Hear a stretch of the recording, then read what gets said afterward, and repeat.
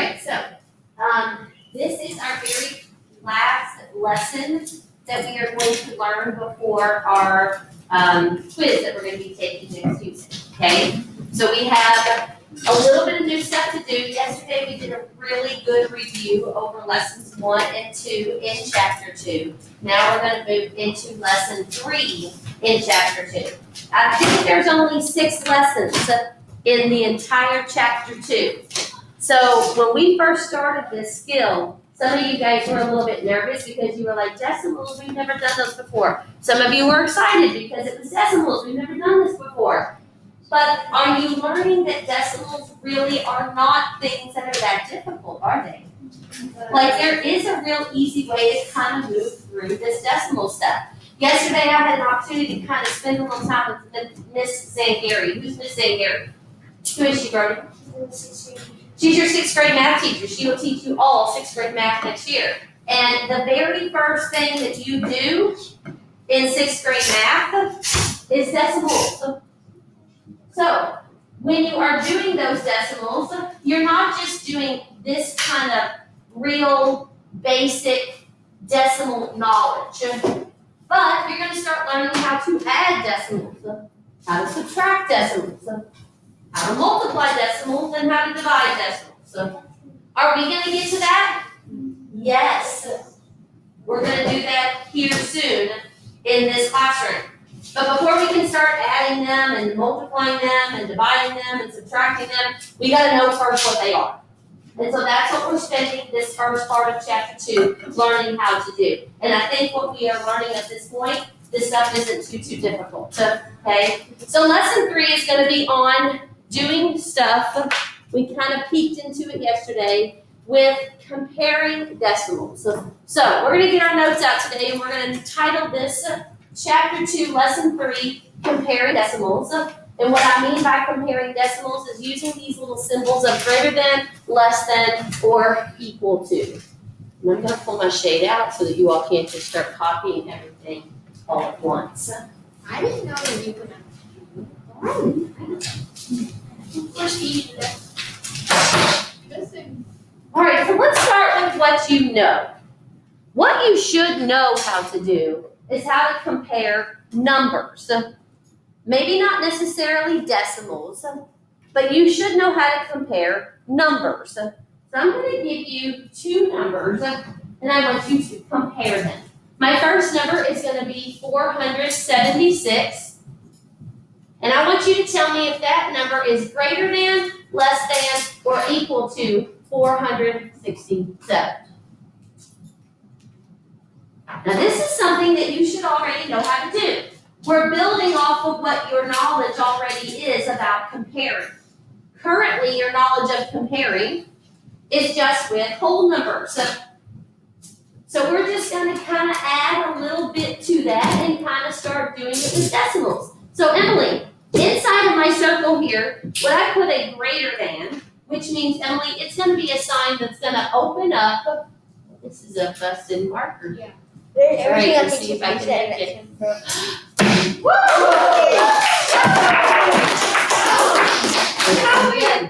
So, it's going to be a greater than sign, which means the alligator mouth is going to open towards the larger number. Is it going to be a less than sign, which means the alligator mouth is going to be facing away from the smaller number? Or is it going to be an equal to situation where they're both the exact same number? It is a greater than. So inside of your circle, you would have your alligator mouth open towards the larger number, which is the first number listed. So Emily, how are you able to figure this out so easily? Just look at each number and its place and compare it to the other numbers. Perfect. She explained it perfectly. I'm just going to look at each number, and I'm going to look at each place, and I'm going to find the place that gives me my answer. So Emily, in this example, which place gives you the answer to this question? Now, what place? Each number has a place. So there was a place that helped me to find my answer? It was The tens place. If I notice, the rule of comparing was always start with the number on the left. So in both situations, I'm going to start with the number on the left. The number on the left in this number is in the hundreds place, and the number on this side is also in the hundreds place. So now I'm comparing two things that match. And over here I have 400s, and over here I also have 400s. Does the hundreds place help me to find my answer? No, because it's the same. So now I have to move to the next largest place, which is the 10 spot. The 10 spot in this number has a 7. The 10 spot in the opposite number has a 6. Is this going to give me my answer? Yes. Yes. Which is larger, having 7 tens or having 6 tens, everybody? 7. 7 tens. So that's why my alligator mouth goes inside that circle that direction. Is there anybody who sometimes gets confused not knowing which way the alligator mouth should go?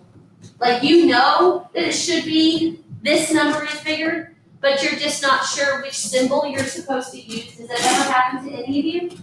No? All right, that's great if it doesn't. So now all we're going to do is build off of this, but the rules are not going to change. So your first little note that you're going to take for yourself in solving this kind of stuff is start with the largest place. We have to write it down. Yes, this is notes for you. I have trouble sort of remembering which way is less than. So always think of it this way. Kind of view this as an alligator map, right? The alligator always wants to eat the thing that's bigger. So if an alligator is going to eat something, he has to have his mouth open. He can't eat it if his mouth is shut. So when you find the number that's the larger number, you always want to make sure that the mouth is open towards the number that's the greater one. Then we call that the greater than sign. Okay? So we're saying this number is now greater than that number. If it was reversed, now we're saying the greater thing is on the opposite side. So if this was the symbol in the box, we would be saying this number is less than that number. See that? Okay.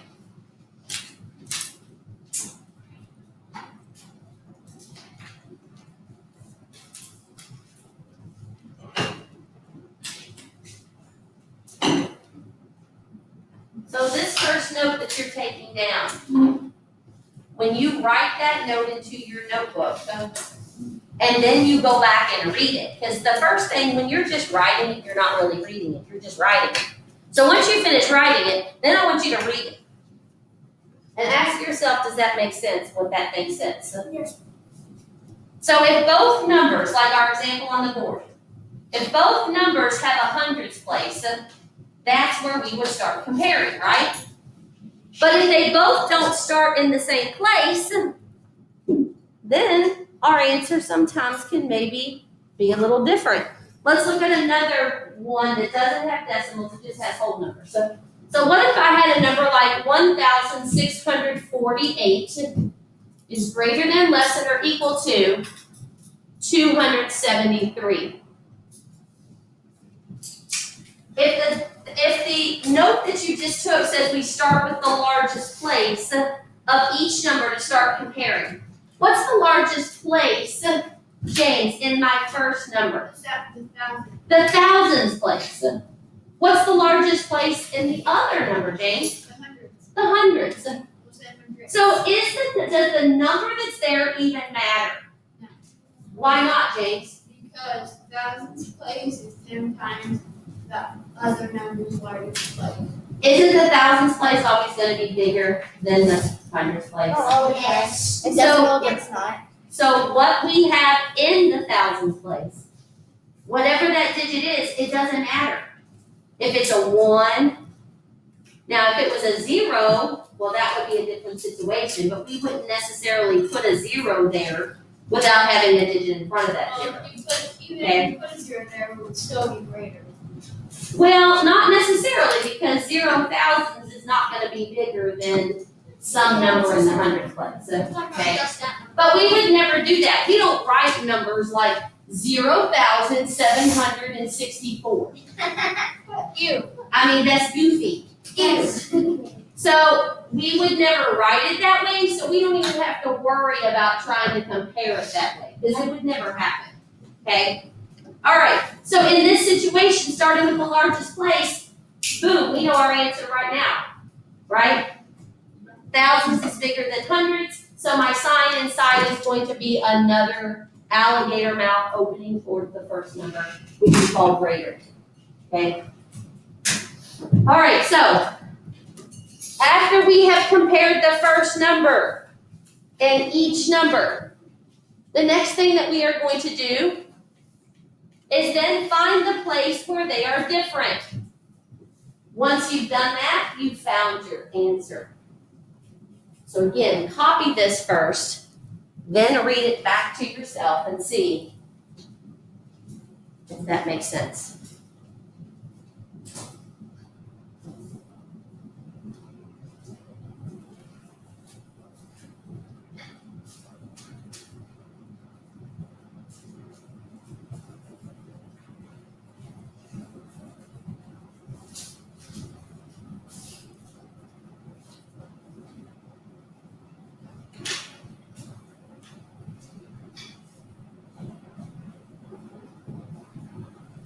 Do I have to close my face?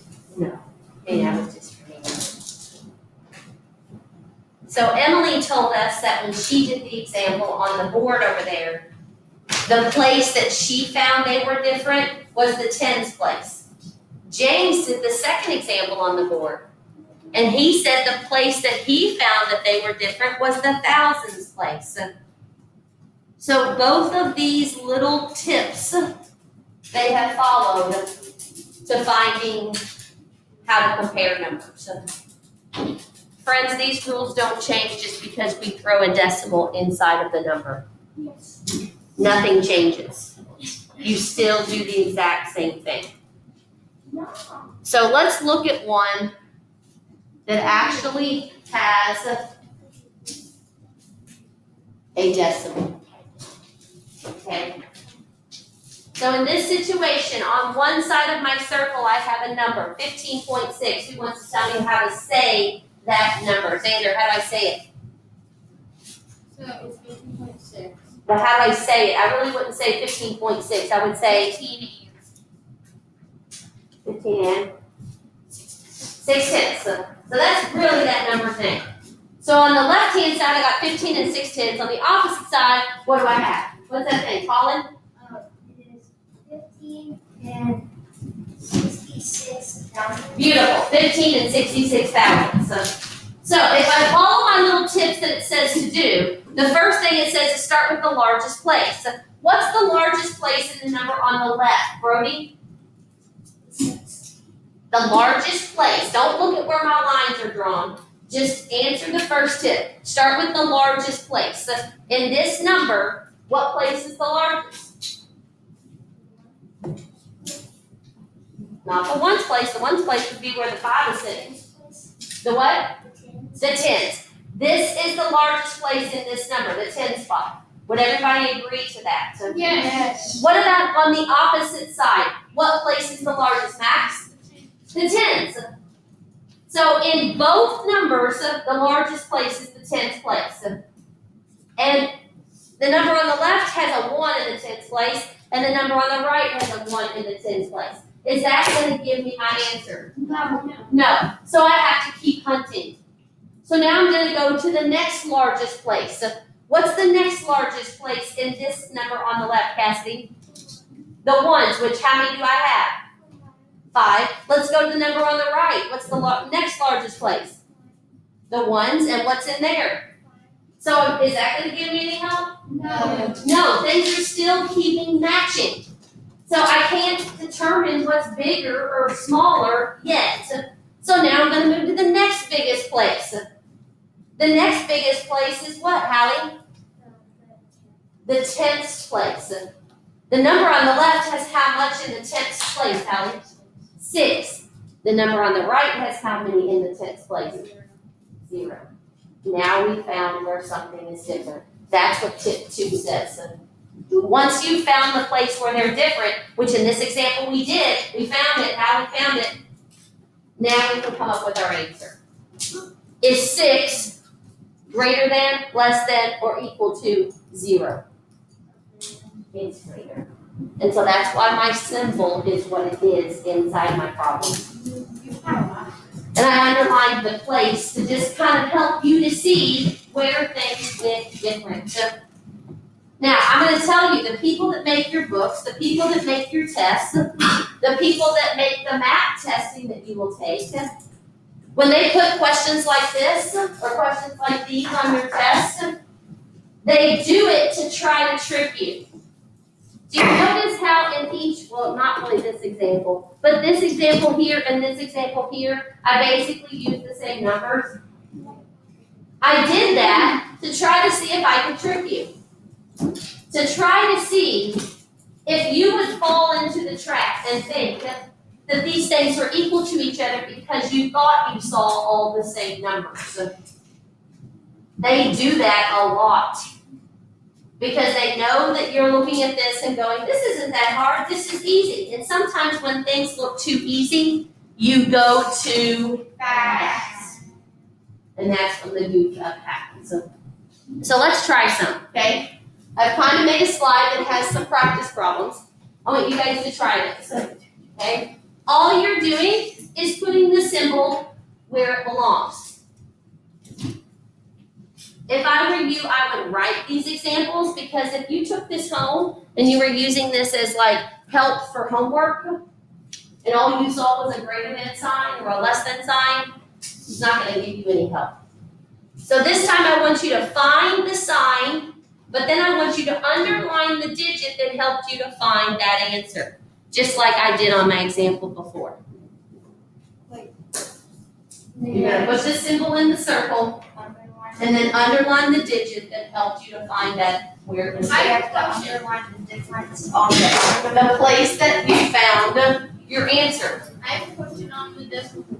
On number 1, the difference is between the 2 and the 9. Is the greater symbol go to the 9? So, all right, so James is asking a question here. He said, I found where the place is that's different. James, what place is showing where it's different? The 10. The 10th place.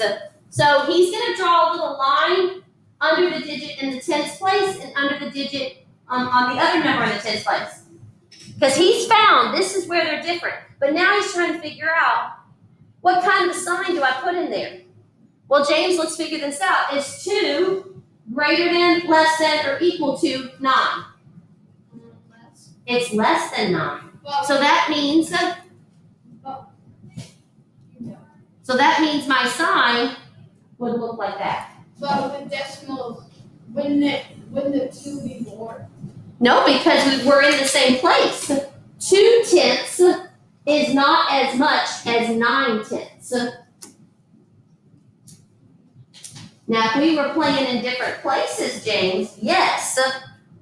But when we're playing in the same place, the number that's actually the bigger number will help us to find our answer.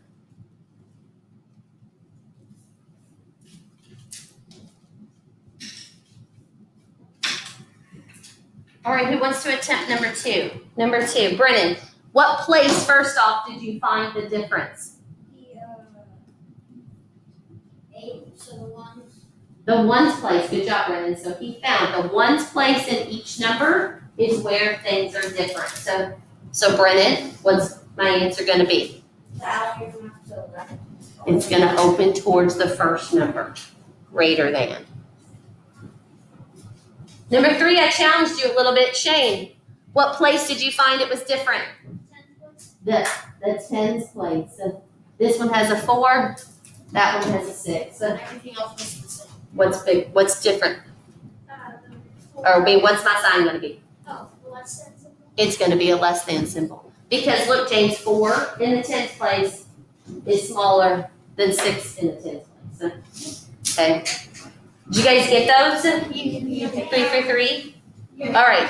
Do you notice how it's really not any different than comparing 3, like just numbers? So as long as you're playing in the same place, as long as you're comparing a 1 spot to a 1 spot, or a 10 spot to a 10 spot, or a 10th spot to a 10th spot, as long as you're comparing things that go together, then you can come up with your answer.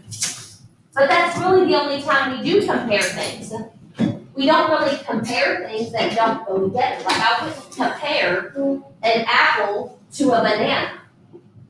They don't really have, well, that's not really a great example. Let's say an apple to a potato. I wouldn't compare them, they don't go together, right? So that's kind of what we're looking at here with these numbers. All right, so let's try something else. All right, the rest of this chapter has me doing things like ordering decimals. And again, this is something that you have been taught already to do, how to put things in order. These are some notes. Come on, we're doing all of lesson 3 right now. That little piece that I just gave you was like the tiny little tip of lesson 3. Lesson 3 has 3 parts. This is part 2. Part 1 was just comparing them. Part 2 is ordering them. So when I order decimals, my job is to put them in a specific order. Again, if you think about whole numbers, you've done this before. If I gave you 3 numbers, like 7, 9, and 4, and I said put those in order from the greatest to the least. That's the direction I'm asking. Put these things from the biggest number down to the smallest number. Then hopefully your order would go 9, 7, 4. We're doing the same thing here, okay? So now that you know how to compare decimals, you'll know how to put things in a specific order.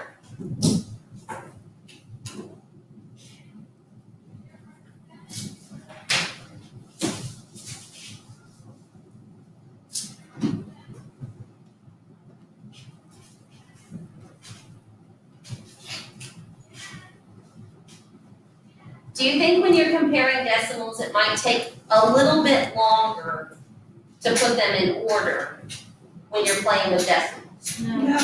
You don't? Yeah, it could for some of you. A little bit. It could for some of you. It depends on the size of the number. Because the more digits that are in a number, the more places you have to maybe compare. So there could be a chance that putting things in order with decimals could actually take a little bit longer. But you want to make sure that you don't make a goofy mistake and go too fast and put something in the wrong place. Now, here's an example of where a mistake might happen. So let's say that they gave you a direction. The direction said to order from the greatest to the least. Where do you think mistakes could maybe happen for people working through this? Addison. If you're not one of those people that doesn't like to that doesn't take the time to read the directions, you can just like skip it if they want you to do it least greatest. Perfect. If you don't really notice the directions are what tell you the kind of order to put it in. So as Addison just said, if we don't read the directions carefully, we might accidentally do it the wrong way. So instead of doing it from the greatest to the least, we may do it from the least to the greatest. And then guess what? It's gonna be wrong. And when you get things wrong, it's supposed to be because either you didn't know how to do it or you were confused by it. But when you get something wrong because you just didn't read the directions carefully, that's frustrating. Because you lost points on something that really you do know how to do. You just didn't read the directions.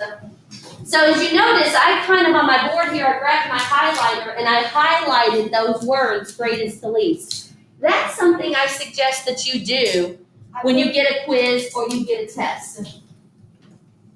There is no rule that exists that says when you get a test, you can't use a highlighter.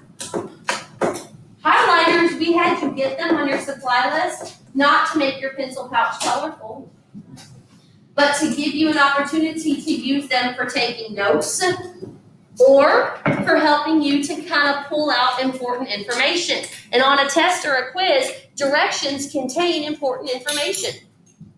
So if you're somebody who has a tendency to make those silly mistakes, the highlighters are a great source to use because they're going to kind of make the directions pop. And then you're going to see what you need to do, and you're not going to have any issues. So let's try one. Here we go. I want you to put this thing in order from the greatest one to the smallest one. So you're going to use all your tips that you've already been taught to do. You're going to start with the largest place. And in each of these, the largest place is the one spot. Unfortunately, they all have 8s in the one spot. So is the one spot going to help us to find our answer? No. So then we got to move to the 10th spot. Now I see they all have different digits in the 10th spot. First one has a 1, second one has a 3, the last one is a 0. Now I can find my answer. Just make sure you don't put them in the wrong order. Because it's supposed to be the biggest one down to the smallest. Brady, what's my order going to be? 8.38. So this one's the largest. Now here's something you can do if you want to do. I don't mind if you do this. It's a little bit of a shortcut. Some teachers won't let you do this, but I don't care. Rather than rewrite each number, you could just put them in order using numbers. This is the one that's the largest, Brady is telling me. What's the second largest? 8,125,000. Do what?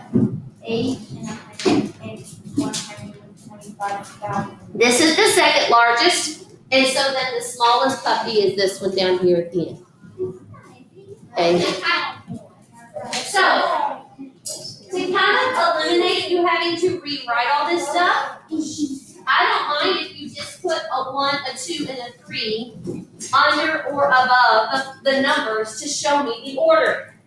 But what I do mind is when you cram those 1, 2, and 3s like so close together that I can't even tell what you've done. If you're going to choose to do it in this method, you must be neat. Because otherwise I won't be able to read your stuff. And if you don't like doing it that way, but you prefer to just rewrite it, it does look better, but it might take you a little more time, but you could. So you would have written 8.32, comma, and then the next one will be 8.125, comma, and then the last one will be 8.097. Okay. Who got that right? I messed up. During I swapped 2 and 3 because I thought that I kind of skipped over the 0, and I thought I put it down, but apparently I didn't. So I just See, this was another example where they used a lot of the same digits in every number, trying to trick you. Okay? And it worked for some of you. You did get tricked. The place that we found they had the difference was the 10th spot. This one had a 1, this one had a 3, that one had a 0. Well, now we just pretend like we're looking at the number 1, the number 3, and the number 0, kind of like we did over here. The biggest one is the number 3. The next biggest one is the number 1. The last biggest one is the 0. There's your work. Okay? Try some more. Go. There's your directions. The directions now say least to greatest. Please don't just sit there. Sitting there is not going to give us any progress. do number 1. Number 1, number 2, and number 3 is what you're completing. The directions say, and if you want to grab that little highlighter, I'll do it myself, to tell me I'm going to do it from the least to the greatest. Okay? That's what you're busy doing right now. Instead of putting commas, I put these like semicolons in between my numbers, just because I don't want the comma to look like a comma in a math number. which could confuse you.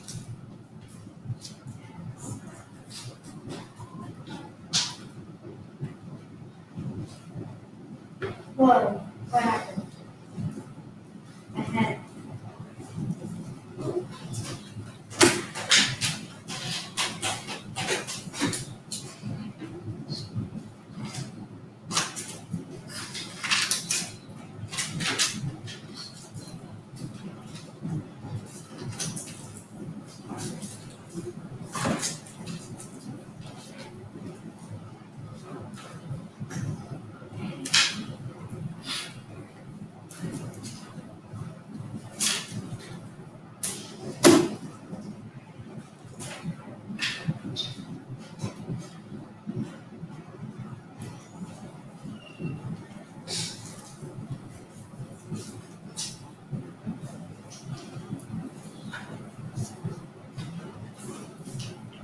Least to greatest. So which number is the smallest number out of all of those? Number one, I have a 40.06, then I have a 46.01, and then I have a 40.60. Which one's gonna be the smallest number? Do what?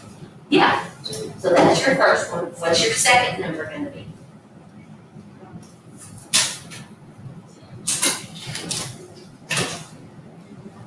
To what? But yeah, so that's the one you're gonna write next. And then the last one is gonna be the only thing you have left. Can you exit out the same at the bottom? Well, I know you all don't like me to do that, but the thing is, then when I try to stop my recording, it's hard for me to stop it by doing that, so I like to leave it up there. Right. I'm What? number two, so For number two? All right, let's check out number one together. All right, so if I'm doing the smallest number to the largest number, let's find the place where I see that things are different. So, okay, well, I see that they all have the 10 spot as the largest spot. And they all have 4s in that spot. So that spot's not gonna help me, right? So I have to look at the 1 spot. This one has a 0 in the 1 spot, this one has a 6, and this one has a 0. Well, right away, I can see which one's the largest, right? Because what number is the biggest between the 0, the 6, and the 0? The 6. So I can already say this one's gonna be in spot number 3. Because I'm putting them in order from the smallest one to the biggest one. And I know right away, 46 is bigger number than these 40. So would we all agree to that? Yep. So now we have to figure out, moving on, the 1 spot's not gonna help me anymore with these last 2. So now I gotta find a new spot. So now I'm gonna move to the next biggest spot, which this is the 10th place. This one has a 0 in the 10th place, that one has a 6. What's bigger, 0 or 6? The 6. So this is my next biggest, so this would be my second place, and my tiniest one is the first one. I don't understand how you got that. Because, I didn't read directions. I didn't pray asleep. Ah, there we go. Lisa Grace. All right, so let's try number 2. So number 2, the largest spot that I have is a 6 in each one. Is that place gonna help me? No. Let's move to the next largest spot, which is the 10th. This one has an 8. This one has a 0. This one has an 8. Oh, I can tell something. We know which one now is the smallest. Which one's the tiniest? Brayden? Yes, this one's the smallest, so he's gonna be number 1 because he's the littlest guy. So now we have to find which one's the next smallest guy. Well, this one, it's not gonna help. They both have 8, so let's move to the next spot. This one is a 0, this one has a 0. Oh, still doesn't help. So now I have to go to the next smallest spot. Well, the next smallest spot over here, there isn't one. Or is there? What did we learn when we did equivalent numbers that we can add to the end of zero numbers, it doesn't change them. You can add a zero. You can add a zero. So I can add a zero right here. It's not gonna change that number, but it's gonna give me another place. So now I see a zero in this place and an 8 in that place. So now I can find my answer. What's smaller, 0 or 8? 0. So here's my next smallest number. Yes, you got right. And then the largest one out of all of these is this guy at the back. How many of you all kind of got a little like brain burp on that one because you didn't have that extra digit there and you were like, what? That's why we learned how to do equivalent numbers before we started learning how to do this. See, it's all making sense now. All right, let's do number 3, last one for the day. I'm gonna start with the largest place. In this number, the largest place is the 10 spot. Well, these other numbers don't even have a 10 spot. So what do we know right away? This guy's the biggest. So we're putting them in order from the smallest one to the largest one. Is he gonna be 1, 2, or 3? 3. He's gonna be number 3. Okay? So now my job is to just figure out of these leftovers which one is the next biggest, or which one is the smallest, whichever you want to do. So I see I've got a 4 in the one spot and a 4 in the one spot. Does that help me? No. Let's move to the next spot. I've got a 4 in the tenths, a 5 in the tenths. Did I find it? Yes. Yes. What's bigger, 4 or 5? The 5. So this one's gonna be my second largest. My smallest guy is this one. I only missed one. That is comparing and ordering decimals. All right, so I'm going to challenge you, I lied, with one little extra word problem. And then you're done with me for math today. You have to write it. Except for, no, you do not have to write it, you just have to solve Need it. homework. So it says at the gym meet, Cody scores 9.6 on the parallel bars. Yes, Cody, nice score. Then he scores 10.2 on the rings and 9.4 on the floor exercise. When I'm solving a word problem, the first thing I want to do is find the stuff I need to know. Do I need to really know what exercise he did? Or do I need to know his scores?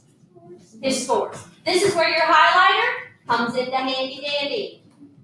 You would take your highlighter and you would highlight the stuff in the problem that you're going to need to use. You're going to need to use this 9.6 business.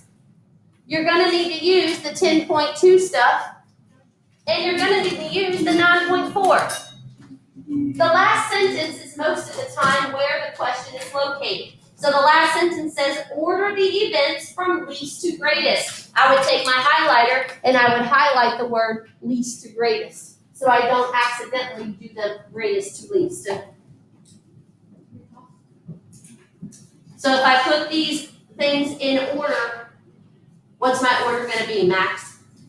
9.4, 9.6, 10.2. Excellent. That's lesson 3. So tonight you're going to practice lesson 3 by completing a workbook page. You haven't had math homework for 2 nights. So tonight's homework is to complete workbook pages 21 and 22.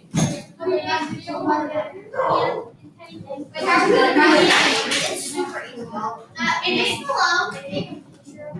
What? So the culture box that we have due on tomorrow, it has not been on the assignment board all week. Uh-oh. And that's due on Friday. What class? The culture, social studies, the Western Hemisphere, Western Okay, so now, I see the I've got like 18 people talking at the same time. Hang on, so let me stop my recording real